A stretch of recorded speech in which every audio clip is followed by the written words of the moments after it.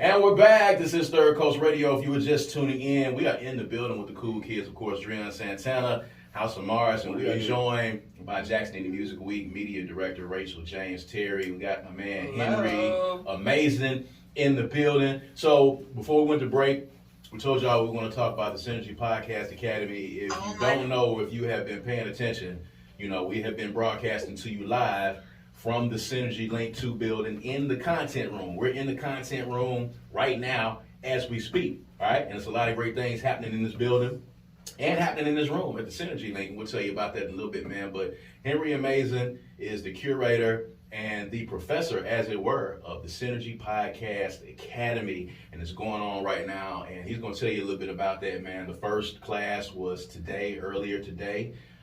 And you did your thing. The curriculum is up online right now, man. So just for everybody out there that kind of wants to know what the Podcast Academy is about, man, tell them what's going on with it.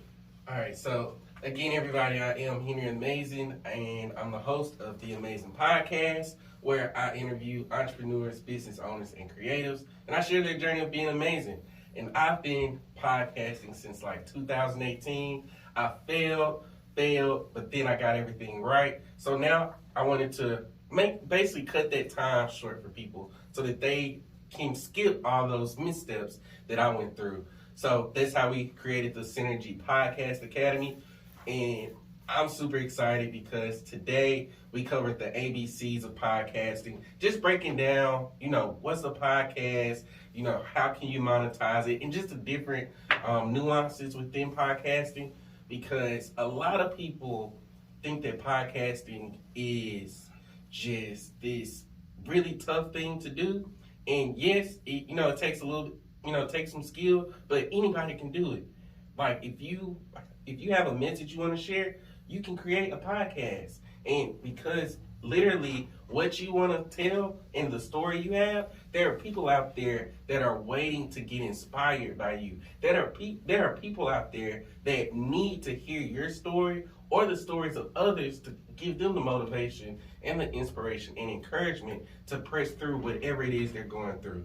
So I'm super duper excited because I love podcasting. Like what I tell people all the time now is like the way Kobe loved basketball, that's the way I love podcasting. That's deep. Like I eat, sleep, breathe it. Like whether it's recording it, whether it's doing the editing, the marketing of it, I literally love every single aspect of it. So that's why I taught it, because I just truly believe everybody deserves a podcast. So talk real quick, because a lot of people don't talk about this, because there are some people that might look at it and say, hey, it doesn't really take a whole lot to do that. Talk about the failures that you had. You said you failed and you failed again. So, what are some of the common things that happen where people fail when they're trying to start their podcast? Man, the biggest thing is lack of consistency.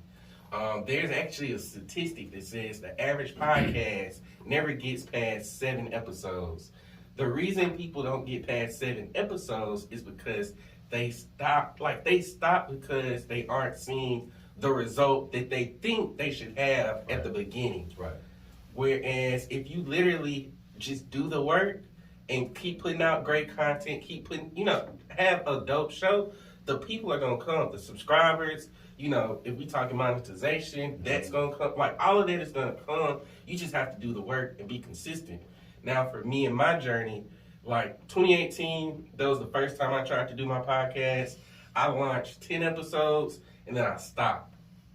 So I was like, okay, I'm going to go back to the drawing board. I'm going to figure this thing out.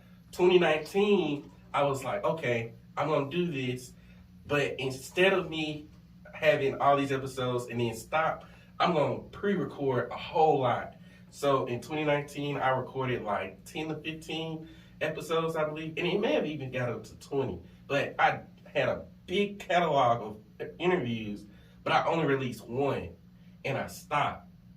And after that, I went through this moment of like imposter syndrome, because for me, I've learned like marketing and podcasting from different people like Gary Vee and just, all the other big name people. And I was starting to feel like because I'm not on that level, I shouldn't be doing what I'm doing.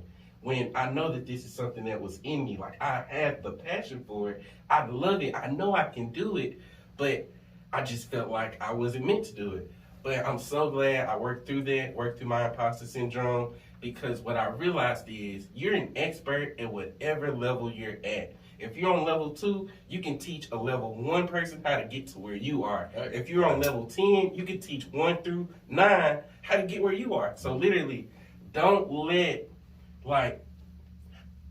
fall prey to imposter syndrome, because literally the evidence that you're an expert at your level is the work that you've done.